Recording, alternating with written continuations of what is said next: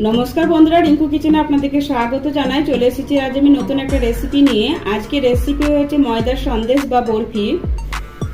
আজ আমি ময়দা দিয়ে এত সুন্দর সন্দেশ মিষ্টি তৈরি করব, ভিডিওটা না দেখলে মিস করবেন। তার জন্য পুরো ভিডিওটা দেখার অনুরোধ রইল। ময়দার সন্দেশ বানানোর জন্য প্রথমে আমি গ্যাসের উপর ফ্রাই প্যান বসিয়ে দিয়েছি। এবারে ফ্রাই প্যানের মধ্যে দিয়ে দিচ্ছি হাফ কাপ মতো ঘি।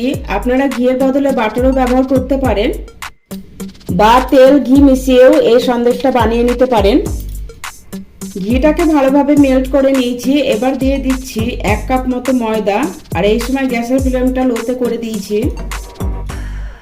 এবার ঘিয়ের সাথে ময়দাটা ভালো করে মিশিয়ে নিব। 1.5-2 মিনিট সময় নিয়ে ঘিয়ের সাথে ময়দাটা ভালো করে মিশিয়ে নিয়েছি। এভাবে ময়দা দিয়ে সন্দেশ বানালে সন্দেশটা খেতে খুব সুন্দর হয়। অনবরত নাড়াচাড়া করে ময়দার মিশ্রণটা প্রায় 8-10 মিনিট রান্না করে নিয়েছি, আর মিশ্রণটা দেখুন পাতলা হয়ে গেছে। এবার আমি দিয়ে দিচ্ছি হাফ চামচ মতো এলাচ গুঁড়ো। এলাচ গুঁড়ো দিয়ে আবারও ভালো করে মিশিয়ে নিব।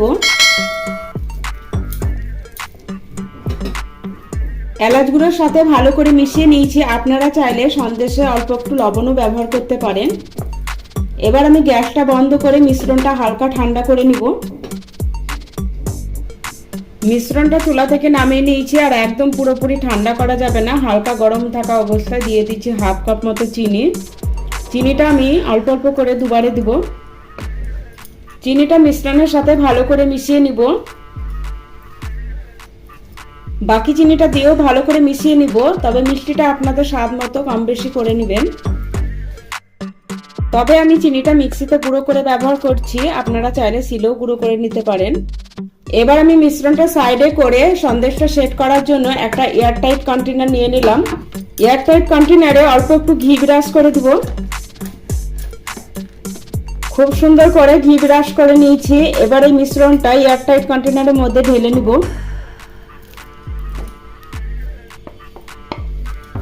পুরো মিশ্রণটা ঢেলে নিয়েছি। এবার একটু সমান করে দিব। খুব সুন্দর করে সমান করে নিয়েছি। এবার 2-3 বার এভাবে ট্যাপ করে নিব। এবার ঢাকনা লাগিয়ে এয়ারটাইট কন্টেনারটা ফ্রিজে 1 ঘন্টার জন্য রেখে দিব, তাহলে খুব সুন্দরভাবে সন্দেশটা সেট হয়ে যাবে। 1 ঘন্টা পর এয়ারটাইট কন্টেনারটা ফ্রিজে থেকে বের করে নিয়েছি, আর দেখুন সন্দেশটা খুব সুন্দর সেট হয়ে গেছে। এবার আমি একটা থালার মধ্যে এভাবে উল্টো করে সন্দেশটা বের করে নিচ্ছি। দেখুন খুব সুন্দরভাবে ছেড়ে এলো। সন্দেশটা দেখুন খুব সুন্দরভাবে সেট হয়েছে। এবার আমি একটা ছুরির সাহায্যে সন্দেশটা চৌকো পিস করে কেটে নিব।